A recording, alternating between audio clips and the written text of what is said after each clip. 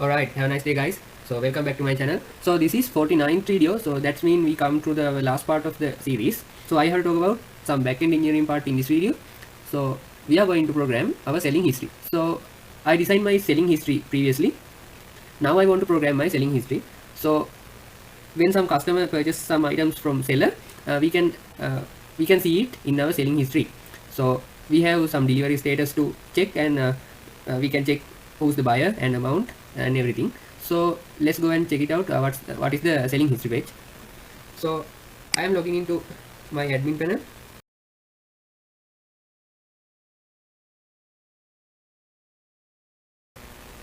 Okay, now I am going to my selling history. So I need to type URL here. Okay. Now you can see we are in selling history. So this is our selling history. So I'm going to buy some product and show you what's happened when we click on these buttons. So we are going to our eShop customer side.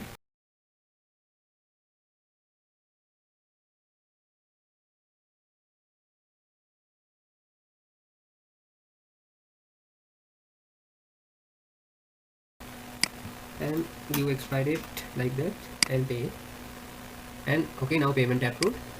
Okay, I purchased the product. You see it. I purchased PlayStation Foldable Handheld Console. So this is our invoice. We can save as a PDF or print it. So we don't need to save it as PDF now. So we are going to see if our product is set to selling history. So now you can see it as selling history. Now admin need to confirm the order. So I am the admin now. So I will confirm the order. And now it's going to packing stuff. And packing stuff, if our packing stuff are already okay and already done it, we can go to next step. So next step is dispatch. So we want to bring the product to our airport or our delivery place. So when we already finished our dispatch status, we can come to shipping, and now it's in shipping status. And when it delivered to customer, we can come to this step and deliver. Now we can't go furthermore because this is disabled. So we delivered our order already. So we complete the order. So that is the delivery status in the selling history. And we can also see what's the quantity and amount of the product and buyer's name and product, and we have invoice ID. And also we can search some product by invoice ID. So I have 7, 12, 13, 14, 15, 16, 17. So I type 1, it shows invalid invoice ID, and I type 12, it shows this. We don't need to click on that find button. All we need to type on this input field. So when we type, we can have these things, and we can also find some products using date. So I refresh my page, and I can select this date from date, and also today date for this to date, and I'm going to find it. So we have these all products.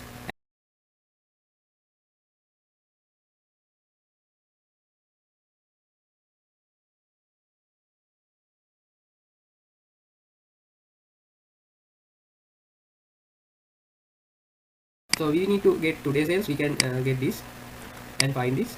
We can have this one, and we want to get November 8 sales. We can find that. We can have this, and also we can search from there, and we select on there no sales at 3rd November, and that is the program and design. So this is pagination part. We have some pagination part in here. So we can load 10 results to one page in this selling history page. And now we are going to our program, and now let's see what's happening in our program. So we are coming to our coding area, and I little bit change some properties. Now you can see it. And let's talk about what's the program in our selling history. So I give this on key up search invoice ID. So I give this search invoice ID command with this on key up attribute. So this is new for you. So we can if we give this attribute, we can search without clicking on mouse on any button. So when we press some key, now you can see I press the key. Now it doesn't show any results. So I will show you that. When we press on key, it doesn't show any results. So when we release the key, it shows the result. So that's the on key up attribute does. So when we click one and when we release the key, we can have some result. And when we give on click attribute, we need to search some and click on some button or somewhere. And when you have another option to give this give any buttons or span areas or input areas. So that is on key down. So when we click on button, we can get some result, and when we release the button, we can't get result. So now you can understand it. I give this on key up for that, and I need to search my invoice ID by typing. Now you can see it. When I release the key, we can have some result. And now let's go to the JavaScript part of this search invoice ID. So I get that command on here. You can see it, and I give the search text. Now I will show you that ID. So I put that ID in there. Now you can see I put this ID inside this input text. So I give this ID to my input field. So this input field, and now I want to get that ID using this document.getElement by ID option, and I need to assign that to variable text. And now I made my XML HTTP request object and check ready state. If it is equal to 4, it means success. Now we can get our response text assigned to this view area ID. So we have this view area ID on there. You can see I give this view area ID on there. You can see because we want to get some result on this space below this grid headers. So I give that view area ID to below that grid headers. And now when I search something, we can have this kind of result in this space. And I assign it to response text because I want to get some results. So I open my open method, and now I want to send my request using get method. And my server side file is search invoice ID process.php file. I want to bind my ID with that, and also I'm sending request using true statement. And also I open my send method here. Now I'm going to my server side file. We are going to step by step. And this is my server side file. So you can see I require my connection class here, and also I want to check that ID is coming to my server side. So I will check that with this ESET function, and I make that invoice ID variable here and assign it to this ID. You can see, and I need to search ID from my invoice table, and I can make invoice result set from that search query. And I made that invoice number variable with this connection, and now I check my invoice number variable equal to 1, and that means we have any product in our invoice page. So if there are any product in our invoice page, we are executing these lines, and I make that invoice data variable. And now I can get my invoice tables data using this invoice data variable. And I need to make this title result set variable here because I need to get product titles name, and I want to get product titles name. And also I make that customer result set variable, and also I make that customer variable and assign it to customer data first name and last name. So I need to get customers first name and last name here. So I make that customer result set and customer data variable to get that. So now you can see there's a design here. So this is the design of our selling history page. Also I get that design from there, and I need to program that using this invoice data. So you can see now we made that invoice data, and now we can get invoice tables data to our website using this variable. So I use that invoice data variable to get invoice ID and invoice amount and quantity, and also I can get invoice status using this invoice ID. And now you can see it. We have 5 status here. This is confirmation stage, and this is packing stage, and this is dispatching stage, and this is shipping state, and this stage we deliver our product. So you can see the stages, and I will explain you about this in selling history also. We get that invoice IDs, and now we can change our delivery status. And I give this on-click change status for this status changing. So I use this product data variable to change status ID. So I will show you that in JavaScript file. And we are coming. We are not. And if there are any if there are no purchasing item in our purchasing history or our invoice table, we can have this kind of message invalid invoice ID. So you saw that message previously. So we type 1 invalid invoice ID. So we can have this message when there are no product we are searching for. And this is my search invoice ID process. Now I am going to see the selling history again, and we talk about this thing. And now we are coming to this. We have this from date, and I give this ID from for that, and we have to date area. So we give this ID 2 for that input field. And now I need to program the find button. So I have find sellings command here. I give this on click because I have button. I want to click the button and search my date range. So I am going to this JavaScript file, and we all talk about this search invoice ID. Now you can understand it. And I am going to this find selling command, and I made that function here. And now I want to get from and to those two input fields ID using this document.getElement ID option, and I need to get the value from these two IDs.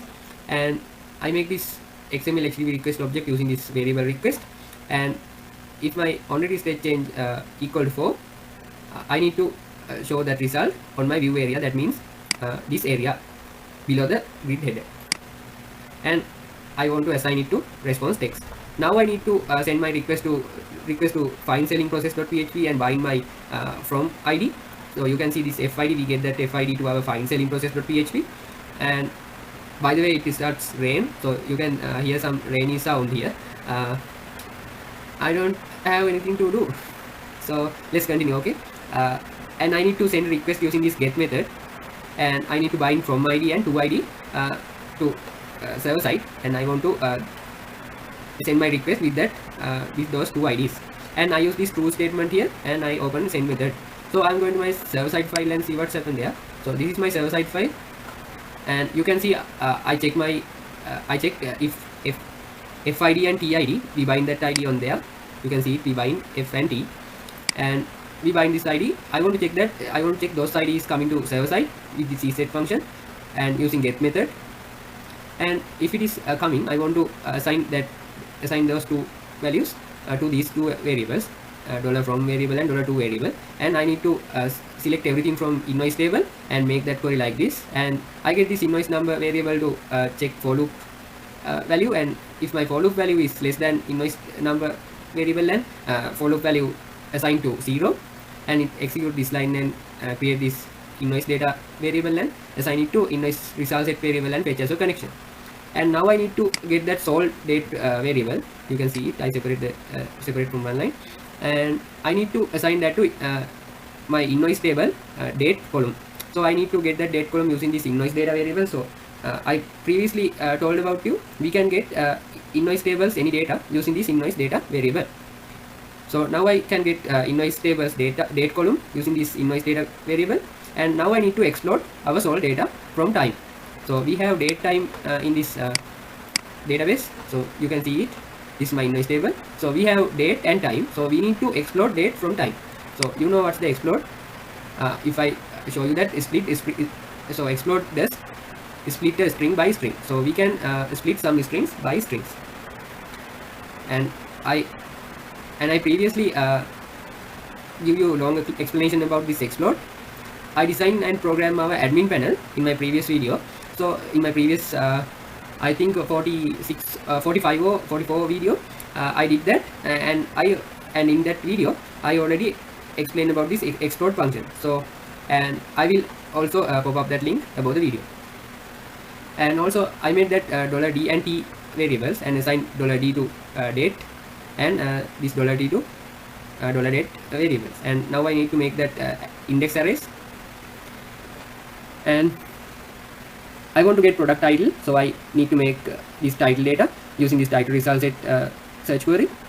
And I also need to get customer's name, customer's full name, so I need to get first name and last name using customer data. So I need to make that customer data using this customer result search query. So you can see I want to search email from user table, and when we search email we can get first name and last name of the customer. So now we have a little bit validation part here. So I want to check if my from date input field is not empty and to date field is empty. So if it is like that, I want to check my from date, that means this input field less than or equal to this input field. So I make that connection like that, less than or equal to this $D.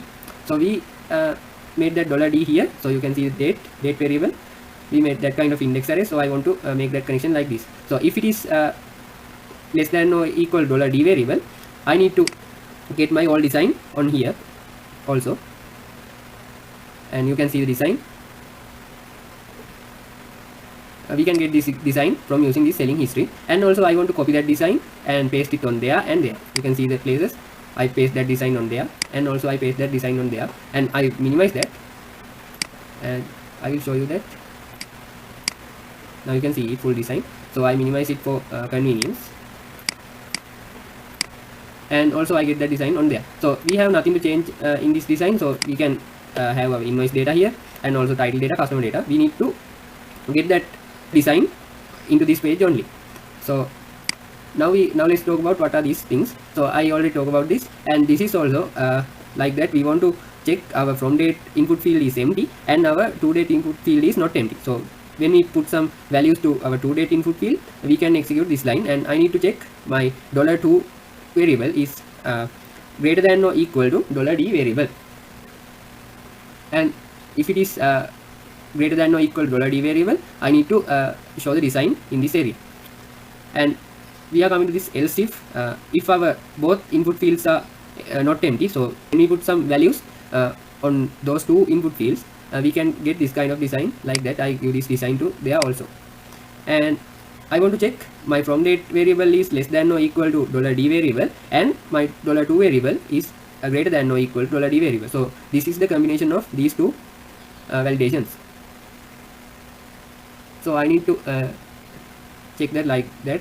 So this is my find selling process, and now we can see when we give some date to this from date and our to date like that, we want to find, we can have our all products, and we give yesterday and to date to today, and we can click on this find button and search it on there, and we give this 12 here, and we can have this. So that is the find selling process. So now we can find some selling history using this date range and using this search by invoice ID input field. And now let's talk about the design. So I talk about this background colors and column space in my selling history design video. So now I need to get this column 12 and empty to this div box. So this div box, I create that div box for store that design, and now I need to give this div box about the all programming part. So I need to get the view area ID for that. So when I search something, we can have the result on this area that is below to grid headers and about pagination. And now I need to select all from invoice, and I have some pagination part here. I can get 10 result per one page, and now you already know what is the pagination. And now I need to make the for loop here. I get the product number variable to for loop and make product data and assign it to product result set and fetches of connection. And now I need to get product title here. We made that kind of query, and I made that customer query to get customer's first name and last name. So when I get customer's name, I will give that like that, so you can see it. And also I can give this title data with title to get my product title name.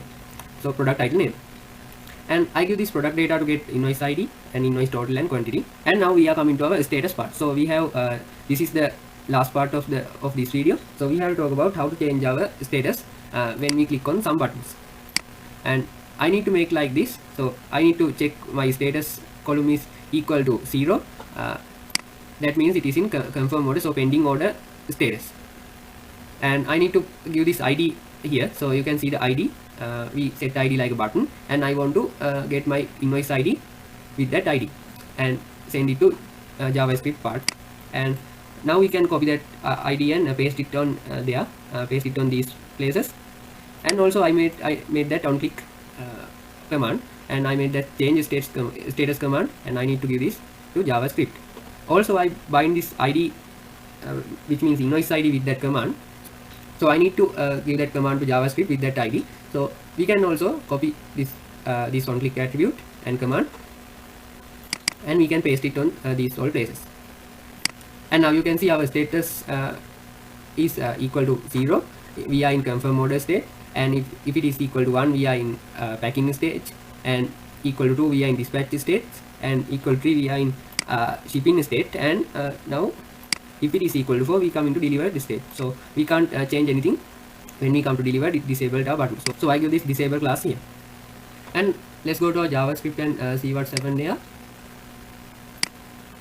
And now you can see there is change status ID here. So I make that XML execute request and check ready state. So ready state equal to 4, we are making response text, and now I can make some response text here. So now I want to check my T T means response text equal to 1, that means the product is in packing stage. So we want to change our button like a packing, and also button warning color and FW and FW bold and marginal top, marginal bottom 1 and text uppercase. And we want to give this all CSS classes in this JavaScript like that. So when we put some classes on there, so you can see that I put some classes on there. So we need to give this all classes inside double quotes in this area, and I want to use this class list option because we want to get some 4 buttons. When we use class name, we can get 1 button only. So when we use class list option, we can get 1 or more button to change some Bootstrap properties. And my response text equal to it is in dispatch status, so it changed my button like this. And also this one is also same as this. And also we are coming to this line, our response text is equal to 4. We can change our button like this. When we change our buttons, we want to reload our page, so I give this window location reload to my page, and I am going to change invoice status process.php file, and I want to bind the ID. And now let's see what is the change invoice status process. So this is the change invoice status process. So I want to check the ID is coming to server, so with this set function, and now I can make this invoice data, and invoice ID I can assign that ID to invoice ID, and I give this new status variable, I make that variable as a new one and assign it to 0 value. Now I can get my status value assigned to that new status variable. So if I am in status ID 0, if my product is in status ID 0, that means it is a new order. So we want to confirm the order and change the status like a 1. So when we change the status like 1, we are in packing stage. So we want to change it to dispatch state. So we need to update the state by clicking on that button. And when we are in dispatch state, we want to change it to shipping status. So I need to update the status like this, and we are coming to this line. We can deliver our product in this line. So when we are in status for value, our button is disabled and our order is completed. So I made those queries like that, and now I use this insert update delete query to update my invoice table status, and also use this invoice ID to identify the invoice ID. So alright guys, this is the only things today. So now we program our selling history page. Also we program our product searching, viewing and pending deliver product process, and how to change our delivery status. So when our customers purchase some products, we have to confirm the order, and now we are coming to packing stage. And when we finish the step of packing stage, we can come to dispatch, and also we can come to shipping and deliver the product. So we can also make this function like that. So now you can see it. And also we have pagination part here. I don't need to talk about pagination part because you already know that. So this is the pagination part here. So you can see it. This is not changing. We can get this on manage product, manage users, or anywhere else. So you can see the pagination part here. Alright guys, today video is over. So I had to wind up my video. So we have one more video to do, that is program our message model. So we want to program our message model. We are now if I show you the message model,